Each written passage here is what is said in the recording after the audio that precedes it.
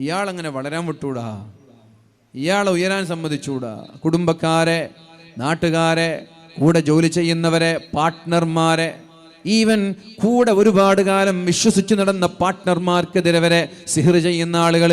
ആ സിഹർ ചെയ്യുന്നത് അള്ളാഹുമായി ബന്ധപ്പെട്ട പാപമല്ല, മനുഷ്യരുമായി ബന്ധപ്പെട്ട പാപമാണ്. അള്ളാഹുമായിട്ട് ആ പാപങ്ങൾക്ക് ബന്ധമില്ല. നിങ്ങൾ നോക്കൂ, സബഉൽ മൂബിഖാത്ത്, 7 വൻദോഷങ്ങളെ കുറിച്ച് നമ്മൾ പഠിച്ചിട്ടുണ്ടാവും. 7 വൻദോഷങ്ങളെ കുറിച്ച് പഠിച്ചിട്ടുണ്ടാവും ഇല്ലേ? മദ്രസയിലേക്ക് 7 വൻദോഷങ്ങൾ നമ്മൾ കേട്ടിട്ടില്ലേ? അതിൽ വ്യഭിചാരമില്ല, അതിൽ കള്ളുകൂടിയില്ല, അതൊക്കെ അള്ളാഹുമായി ബന്ധപ്പെട്ട പാപങ്ങളാണ്. എന്നാൽ 7 വൻദോഷങ്ങൾ ഏതൊക്കെയാണ് ശ്രദ്ധിച്ചോളൂ. 6 മനുഷ്യരുമായി ബന്ധപ്പെട്ട പാപങ്ങളാണ്. 7 വൻദോഷങ്ങളിൽ 6 മനുഷ്യരുമായി ബന്ധപ്പെട്ട പാപങ്ങളാണ്. അതിൽ അള്ളാഹ്ക്കൊരു റോളുമില്ല. ഒന്നാമത്തേത് ഷിർക്കാണ്. അത് മുസ്ലിമാണോ അല്ലേ എന്ന് വേർതിരിക്കുന്ന സാധനമാണ് ഷിർക്ക് എന്ന് പറയുന്നത്. ഒന്നാമത്തേത് ഷിർക്കാണ്. ഷിർക്ക് ചെയ്ത ഒരാൾ തൗബ ചെയ്താൽ അല്ലാഹു മാപ്പ് നൽകും. തൗബ ചെയ്തില്ലെങ്കിൽ അയാൾക്ക് രക്ഷപ്പെടാൻ കഴിയില്ല. രണ്ടാമത്തേത് പലിശയാണ്. പ്രിയപ്പെട്ടവരെ, പലിശ വൻദോഷങ്ങളിൽ പെട്ടതാണ്. അല്ലാഹു തആല മാപ്പ് നൽകാത്ത പാപമാണ്. എന്തുകൊണ്ട് ശ്രദ്ധിക്കണേ, അത് ജനങ്ങളെ പ്രയാസപ്പെടുത്തുന്ന തെറ്റാണ്. അള്ളാഹ്ക്ക് അതിൽ ബന്ധമില്ല. നമ്മൾ ഒരാൾക്കൊരു 10,000 രൂപ കടം കൊടുക്കുകയാണ്. ആരാണ് നമ്മളോട് കടം ചോദിച്ചു വരാ? ചെവി തുറന്ന് കേൾക്കണേ, ഓരോ ആളുകളും ചെവി തുറന്ന് കേൾക്കണേ. നമ്മളോടൊരാൾ കടം ചോദിച്ചു വരികയാണ്. എന്തിനാണ് ഒരാൾ കടം ചോദിച്ചു വരുന്നത്? സാമ്പത്തികമായ പ്രയാസമുണ്ടാകുമ്പോഴല്ലേ ആളുകൾ നമ്മളോട് കടം ചോദിച്ചു വരുന്നത്. കടം ചോദിക്കാൻ ഒരാൾ അവരുടെ ഇസ്സത്ത് പോലും അഭിമാനം പോലും പണയം വെച്ചിട്ടാണ് കടം ചോദിച്ചു വരിക. ആ സമയത്ത് ഒരു 10,000 രൂപ കടം കൊടുക്കുമ്പോൾ കടം കൊടുക്കുന്നവന് പറയാണ്, ഞാൻ കടം തരാം, പക്ഷെ തിരിച്ചു തരുമ്പോൾ 12,000 തരണം. അതയാള് ഹേട്ടയിലാണോ? അഥവാ കഷ്ടപ്പാടും പ്രയാസവും കടങ്ങളും കൊണ്ട് പ്രയാസപ്പെടുന്ന ഒരു മനുഷ്യന് ഒരു 10,000 രൂപ കടം തരുമോ? തരാം, പക്ഷെ 2,000 രൂപ തിരിച്ച് എക്സ്ട്രാ തരണം. 12,000 തിരിച്ചു തരാണെങ്കിൽ ഞാൻ തരാം. ഇയാൾ ഈ 10,000 തന്നെ എങ്ങനെ കൊടുക്കണം എന്നാലോചിച്ച് നടക്കുമ്പോഴാണ് ഒരു 2,000 ഇയാൾക്ക് എക്സ്ട്രാ വരുന്നത്. എത്ര പ്രയാസം ഉണ്ടാവും? ആ 2,000 കണ്ടെത്താൻ എത്ര ബുദ്ധിമുട്ടും. ഒരു മനുഷ്യൻ അനുഭവിക്കുന്ന പ്രയാസത്തെ ചൂഷണം ചെയ്ത് അയാളുടെ മേലിൽ പലിശയെ ചുമത്തുന്നത് വൻദോഷമാണ്. അള്ളാഹു മാപ്പ് തരൂല. അതുകൊണ്ട് ആരിൽ നിന്നാണോ നിങ്ങൾ പലിശ വാങ്ങിയത് ആ പലിശ തിരിച്ചു കൊടുത്തയാളോട് മാപ്പ് ചോദിച്ചാലല്ലാതെ അള്ളാഹു അവർക്ക് മാപ്പ് നൽകാൻ പോകുന്നില്ല. ഒന്നാമത്തേത് മനസ്സിലായിക്കോളൂ. വൻദോഷങ്ങളിൽ 2ാമത്തെ കാര്യമാണിത്. അള്ളാഹു തആല ആ പലിശ ആർക്കൊക്കെയാണോ നിങ്ങൾ പലിശ നൽകിയത്, ആരിൽ നിന്നൊക്കെയാണോ നിങ്ങൾ പലിശ വാങ്ങിയത്, ആ പലിശ വാങ്ങിയ ആളുകൾക്ക് അവരുടെ പലിശ തിരിച്ചു നൽകാതെ എന്നിട്ട് അവരോട് മാപ്പ് ചോദിക്കാതെ അള്ളാഹു തആല നമ്മുടെ പാപങ്ങൾ പുറത്തു തരാൻ ഒരിക്കലും അള്ളാഹു തയ്യാറല്ല. അപ്പൊ വൻദോഷങ്ങളിൽ 2 കാര്യമായി. 3ാമത്തെ കാര്യം എന്ന് പറയുന്നത് സിഹ്റാൻ, ബ്ലാക്ക് മാജിക് ആണ്, മാരണം ചെയ്യലാണ്. ആളുകൾക്കെതിരെ സിഹർ ചെയ്യുക എന്നുള്ളത്. എന്താണ് സിഹർ എന്ന് പറഞ്ഞാൽ? സിഹറിന് അള്ളാഹുമായിട്ടൊരു ബന്ധവുമില്ല. ഉണ്ടോ?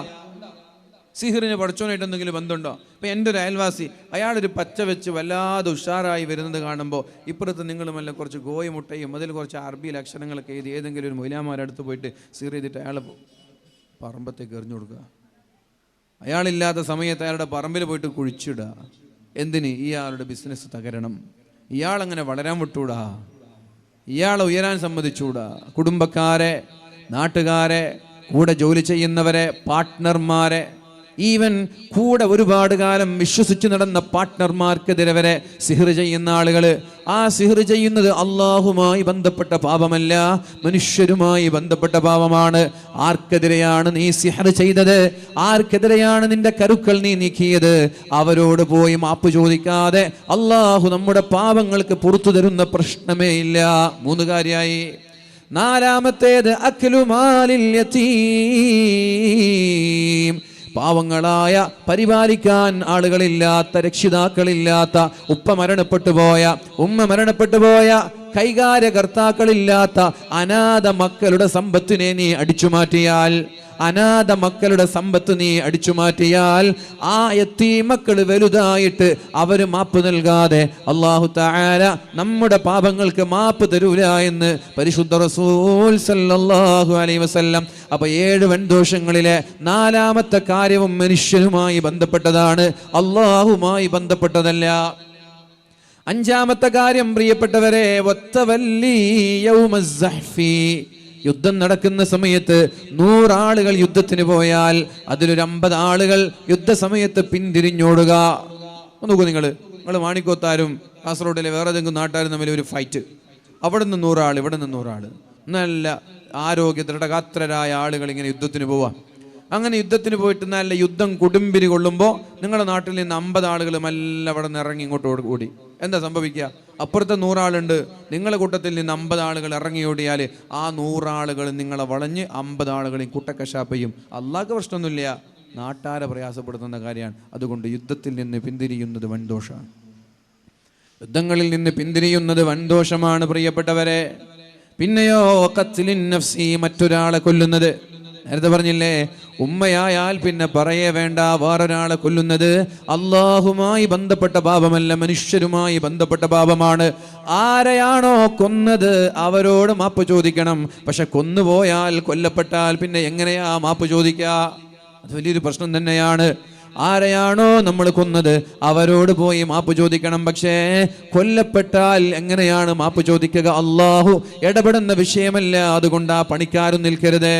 7ാമത്തേത് വഖദ്ഫിൽ മുഹ്സനാത്തിൽ ഗാഫിലാത്തിൽ മുഅ്മിനാത്ത്. വിശ്വാസികളായ നല്ലവരായ സ്ത്രീകൾക്കെതിരെ, പുരുഷന്മാർക്കെതിരെ വ്യഭിചാര ആരോപണം ഉന്നയിക്കുക. വ്യഭിചരിക്കുന്നതിനെ കുറിച്ചല്ല പറയുന്നത്, വ്യഭിചാര ആരോപണം ഉന്നയിക്കുന്നത് വൻദോഷമാണ്.